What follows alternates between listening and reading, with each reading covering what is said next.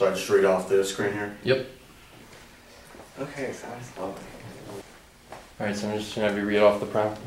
Can you turn the brightness up? Alright, we're just going to have you read off the prompt.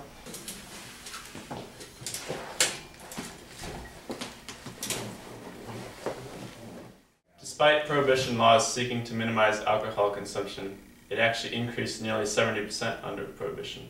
The homicide rate increased to 10 per 100,000 population during the 1920s, a 78% increase over the pre-prohibition period.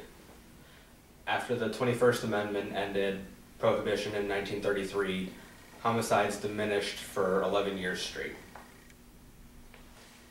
From the Journal of Drug Issues, researchers analyzed violent and property crime in 11 western states and found significant drops in rates of violent crime associated with state medical marijuana laws.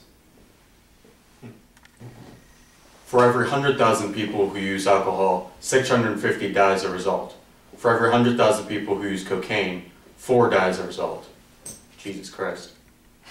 The International Center for Science and Drug Policy conducted an extensive survey, finding overwhelming evidence that prohibition has led to an increase in crime as opposed to a decrease. Oh my. The drug war was originally started in the 1930s due to a widespread fear that black people, Mexican people, and Chinese people were using drugs, forgetting their place, and attacking white people. Okay, then.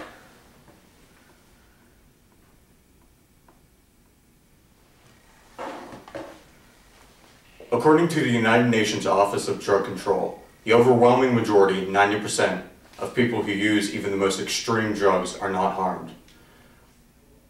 Okay. A 1998 study found that increased drug enforcement was positively and significantly associated with increases in violent crime. That's unfortunate. A study found that violence in drug enforcement accumulated for more than half of the variation in the homicide rates between 1900 and 1995, which more drug enforcement correlating with more violence. Wow. It's time we rethink the war on drugs and choose to end the violence.